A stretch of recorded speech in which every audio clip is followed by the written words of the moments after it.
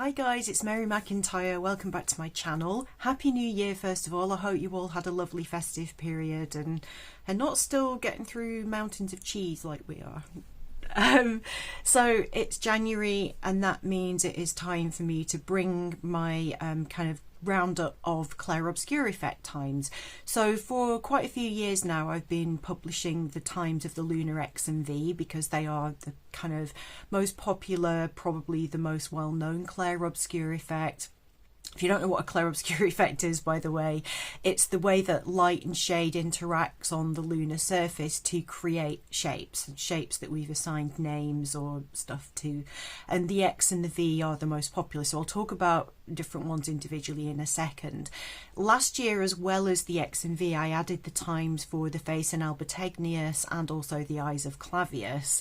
This year I'm adding a couple more because there are so many more Clair-Obscur effects to see other than the X and V, and I just think that they're a really interesting way of studying the lunar landscape and learning a little bit more about the terrain, and I just think it makes you observe the moon better and in more detail and more carefully, and it's just a fun thing to do. So this year I've added the jeweled handle, aka Sinus Iridum, and also Cassini's Moon Maiden, and at the end I've also got a really fun extra one which I only kind of found out about quite recently, which as far as I know isn't named, but I've given it my own name. So yeah, really good fun one for you to have a look at. The full details, like way more detail, and all the data tables are actually available on my blog. The blog page, I hate that blogger software so much. I spent like literally 3 hours trying to get the formatting right. The formatting is not exactly right, but I've saved the PDF of this on my own Dropbox, so the link to that will be in the description box below. So if you know anybody that might find that handout helpful, it's about 9 pages this year, but if you know anyone that might find that helpful, please feel free to download that and distribute it to whoever may enjoy it. So let's crack on. I'm going to talk a little bit about these effects in turn, and then sort of vaguely when they're going to be visible. So the more detailed kind of data tables are in the blog. So let's get started. Okay, I've moved over to this side so that I can stick some pictures up here. So first of all, the Lunar X and V. So I will pop a photograph up here now so you can see what they are. The Lunar X is caused when sunlight hits the rims of craters Blanchinus, Lacale and Purback, and the rims of those craters are just that little bit higher, so you get this kind of white X standing out against the shadowy background.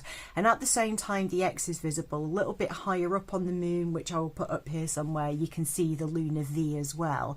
So the Lunar V is caused by crater Urquhart. So that one really stands out because the surrounding area is a lot darker. It's kind of around the surface of one of the Maria regions, and the higher bit kind of catches more sunlight and you get the V shape. So these effects happen every month. Some Clair-Obscur effects are actually very short-lived, so you've only got like 3 to 4 hours to see them, whereas others are visible for a lot longer. The X and V are kind of time critical to see them at their best anyway. So although notionally there are about 7 months in the coming year, I'll put the data table up here now for you to have a look at. I've basically put green lines across anywhere where from the UK they're visible. The data tables have the times that they occur in UT, so if you are not in the UK you can look at that time zone, figure it out for your own time zone and find out whether the moon will be above the horizon at the times that this actually occurs. So the X and V do occur every month, it's just that they're not necessarily at the time that the moon is above the horizon where you are.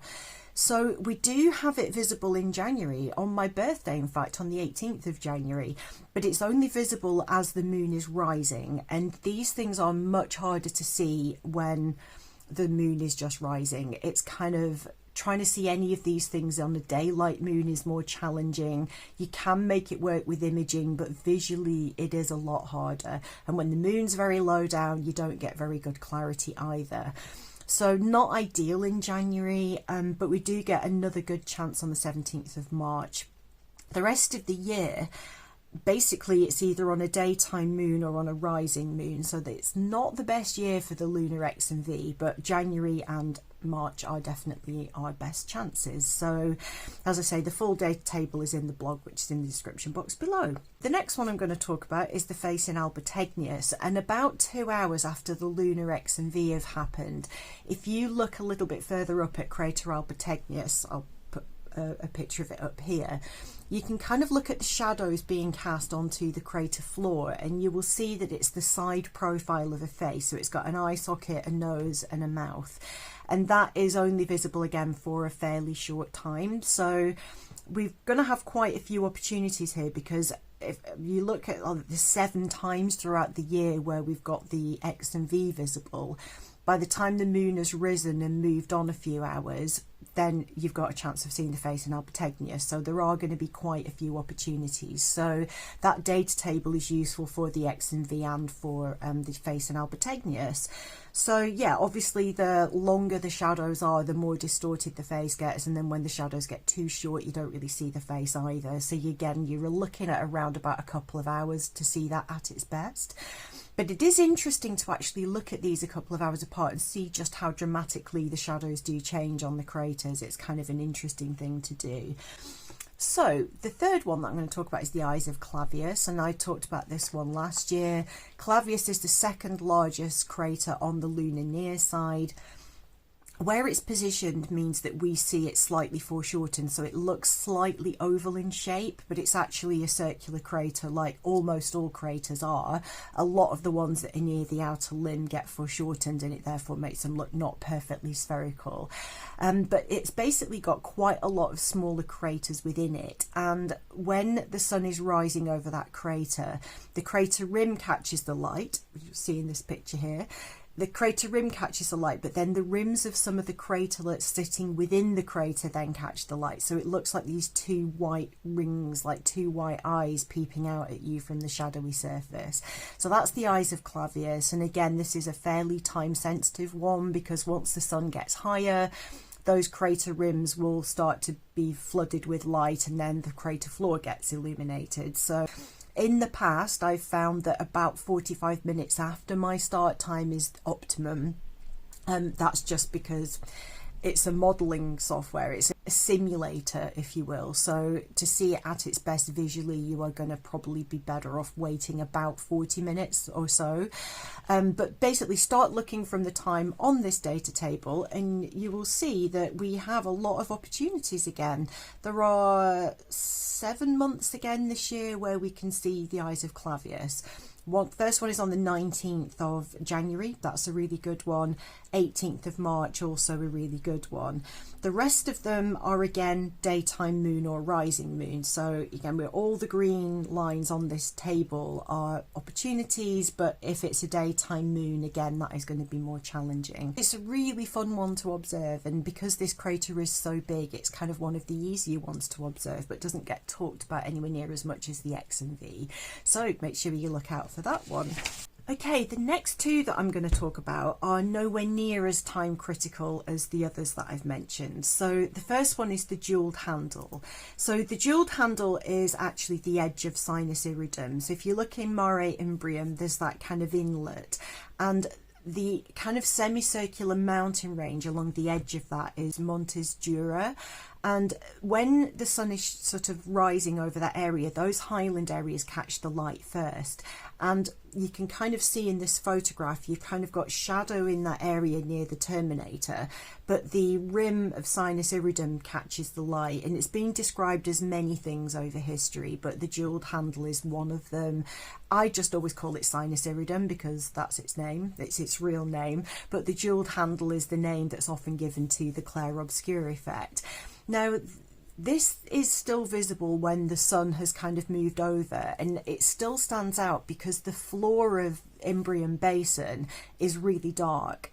So even when the sun has risen over the whole of Sinus Iridum, that kind of jewelled handle still remains more brightly illuminated than the crater floor does. So this is another one that is kind of visible, although at its best when it's in the shadows.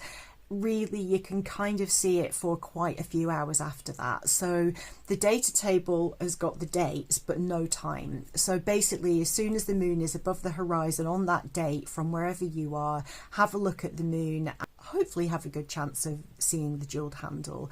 If you don't see it at its best, just looking at Sinus Iridum when the sun has just risen over it is absolutely gorgeous anyway. So that date, just have a look then, and hopefully you'll see something that looks really pretty. So another one that again is visible for a really long time is Cassini's Moon Maiden. And this is an interesting one that I had photographed many times and hadn't realised.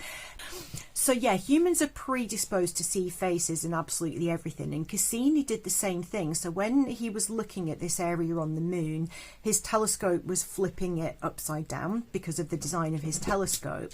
So in his 1679 map of the moon, the area that kind of sticks out, as I show you on this photograph here that's upside down, there's a little area that kind of sticks out called Promontorium Heraclides, and that is depicted on Cassini's moon map as looking like a female figure with long curly hair. And it's believed to have been based on his wife, Genevieve de Lestre. Yeah, it's a really interesting one because when we look at the moon the right way up, it's kind of hard to see it. But when you flip your image upside down, you can kind of see the structure. So pretty much as soon as the sun rises over that promontorium, you can kind of see what Cassini was seeing. You can kind of see the face and the hair being two slightly different tones. But because both of those areas are higher up compared to the floor of the basin, and because the basin is quite dark, it's still kind of, although you lose the relief when the sun is higher over that region, you can still see the Moon Maiden for like a couple of days. Actually see her, if you know what you're looking for. In my pictures of the jeweled handle, you can actually see her head, even though the sun has literally only just risen over Sinus Iridum. So this is a really fun one to look for because she is visible for quite a few days after the moon has risen. The sun has risen over that area. So definitely one that you can look out for like a couple of days after it's at its best. So this year, if you haven't seen her before, make sure you look for the Moon Maiden, and remember that she is upside down if your telescope is showing you the moon the right way up. So yeah, good luck with that one. I was really happy to have imaged that this year. So here's the data table. So pretty much irrelevant in a way because it's kind of visible for several days after, but that's kind of when that area is at its best. So the data table is when she's at her best, but don't worry if you don't see her that day. You've got another couple of days, 3-4 days even, and you'll still be able to see the Moon Maiden.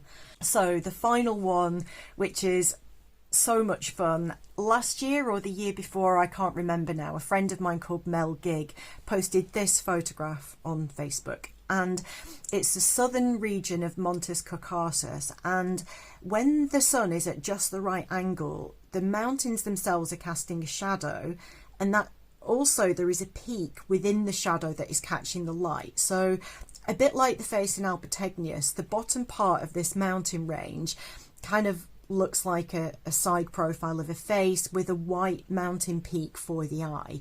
Now the mountains themselves kind of become the hair essentially, and as soon as I saw that side profile and that hair and the shape of the shadows, I immediately thought of Barry Manilow. And I hadn't even noticed, but this particular formation is on my moon map, and until Mel showed his photograph of it, I'd never noticed it before. I'd never observed it, I'd never noticed it on one of my photographs, and it's basically Barry Manilow on the moon. No shade to Barry Manilow, like we grew up listening to Barry. I thought he was awesome when I was younger. I still do, in fact. Saw him live once, chased his limo, but that's a story for another day. But basically I've gone through, now this one is time critical because you're really seeing it at its best when the shadows are right and you've got the sunlight hitting that mountain peak to give you the eye. So here's the data table. I'm just showing you when it's visible. And again, we've got quite a few opportunities, although January again being the best. January on my birthday again, the 18th of January, but yeah, that's kind of at night time, so that's really well placed. So we've got another great opportunity in July. the rest, oh, and actually March. So we've got January, March, July and December for this one. So that's really good. So I think you've got a little bit longer with this one than you do with the X and V. We've got a couple of setting moon ones and a couple of daytime moon ones.